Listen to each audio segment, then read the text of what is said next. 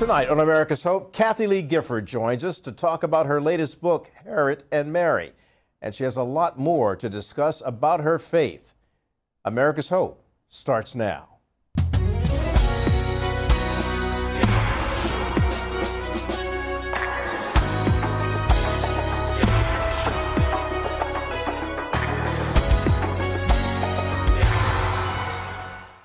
Hello, I'm Kelly Wright, and this is America's Hope. And wherever you are, we hope that you're safe and well, taking care of yourself and your family because you matter. And we're glad that you could join us.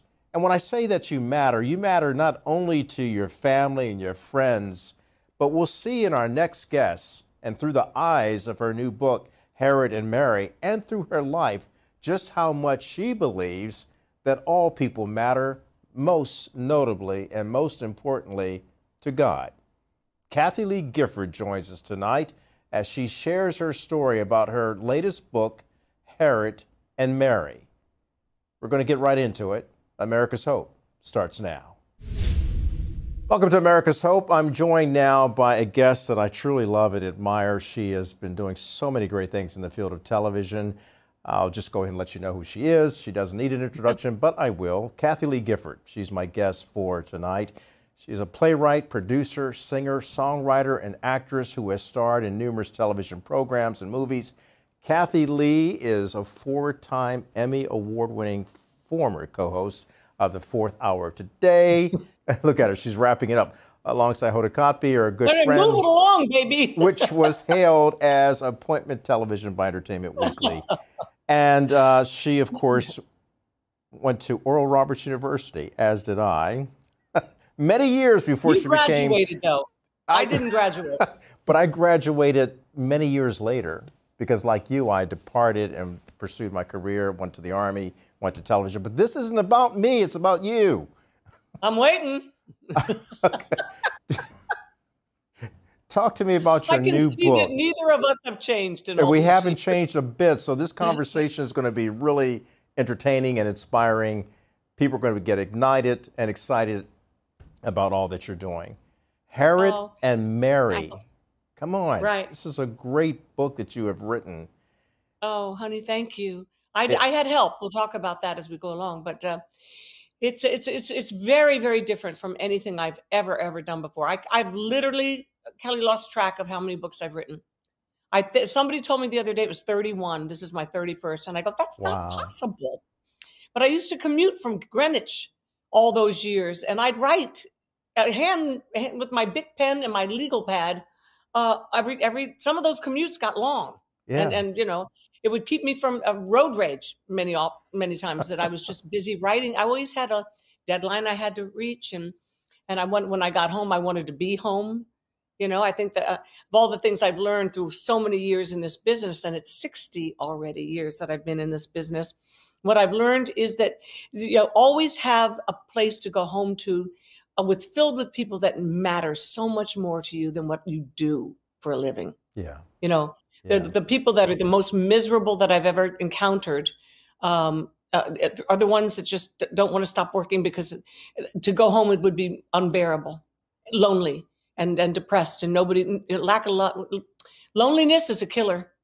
No, it really is. I think it's more of a killer than even stress. You know, it really is. I've known it too since, Frank died.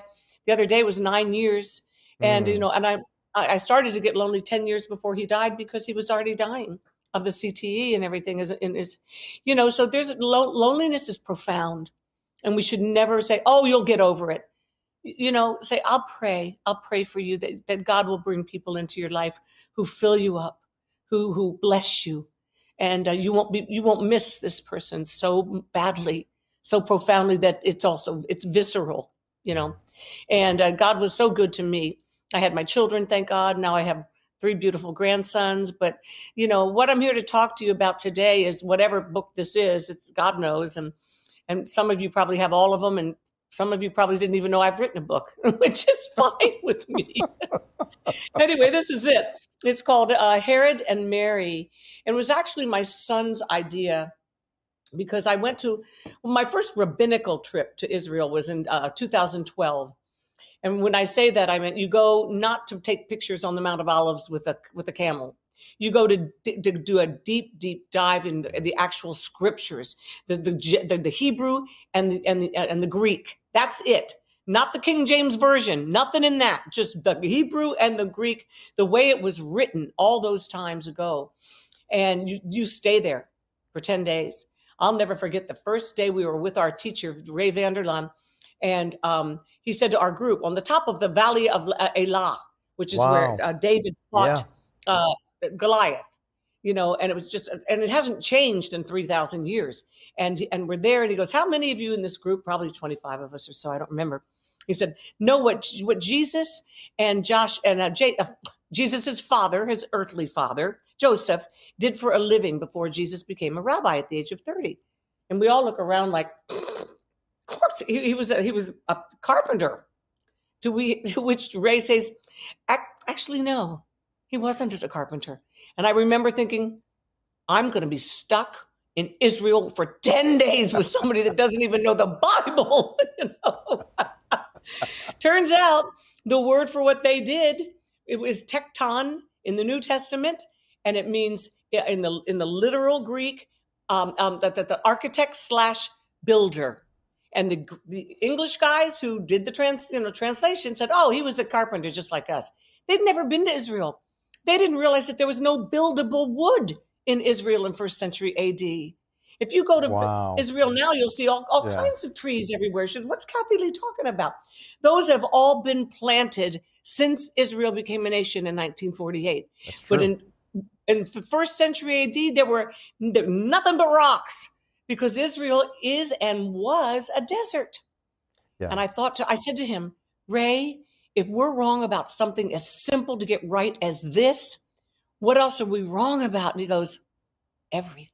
Everything. And Kelly, it lit the fire again in me to know the word, because I was sick of being lied to. I was kicked out of Sunday school. I don't want to be manipulated. Wait. You were kicked out of Sunday school? Yes, I was kicked out of the Brownies Sunday school and the America's Junior Miss pageant. But that's in another book, Kelly. I can't take time for that. Yes, all true stories. And this one is as well, as much as we can possibly be sure about certain things. A lot has been written about Herod. Josephus wrote volumes about him. He was the historian Josephus. And there are 5 or 6 books that I read when I got back from Israel, because I was so blown away by the life of Herod. I remember saying, if Jesus is the greatest story ever told, which you and I believe since we were young, then the Herod is amongst the greatest stories never told. Never told. I had no idea first of all, how important he was in the culture of the day. Now, not only in Israel, because he was the king of the Jews, although he wasn't even a Jew, and the Jews hated him because he wasn't a Jew. He was also huge presence in Rome with Julius Caesar, Mark Antony, Cleopatra tried to seduce him. He might be the only man who turned away her advances because he didn't want Mark Antony to murder him. So you'll find out all these things that are completely true and really, really happened. He murdered anybody and everybody who got in his way, including his sons, his family, many, many members of his family, had a big family. He murdered the only woman he ever loved, his wife, Mariamne. He murdered because someone had told him that she'd been unfaithful to him while he was in Rome on a trip. And he came back and got it in a rage, which often happened to him, and tortured her to get more information out of her. She never did say anything because it hadn't happened. And then he murdered her. And then he regretted it for the rest of his life. I don't think he regretted much in life. But when our book opens, my son Cody, who went to Oxford and studied these things, told me, said, Mom, this story of Herod has to be written. And it's Mary as well, and I'll get to her in a moment, but it's written as a thriller. And I have never written a thriller before. I hope I've written some thrilling musical pieces, some thrilling books when you read them, but a thriller is a genre of the way that you write. And, a page turner where you think, who's he going to murder next? Wait a minute. How did he get away from Julius Caesar? Wait a minute. Because he was a brilliant architect, probably one of the greatest architects, if not the best that the world's ever seen. And you see evidence of that in Israel. All over. All over the place. No more so than at Caesarea Maritime, where he went down 150 feet to over 2,000 years ago and poured concrete to make a marina to welcome Caesar's ships. Yeah. Yeah. He was a genius. It's just unbelievable. Yeah. The more I read about him, I knew that he was a beast of a human being, but I had no idea. I mean, you have to even have respect for people that are geniuses, because every good and perfect, gift comes from God. He could have used all of that for God's glory, but the only God was him, And I can just hear Jesus saying to him, Herod, what does it profit a man if you gain the whole world and lose your very soul? And our book opens very, very, well, forgive me if this is going to offend anybody, but it's true. And truth is important, and it's not gratuitous, and it's not meant to be. He is near the very, very end of his life. He's lost his mind. He's lost everything but his fame and his fortune and his power. But he's lost everything that matters. Everything that matters. And his body is just dead, basically. His genitals are hanging off his body.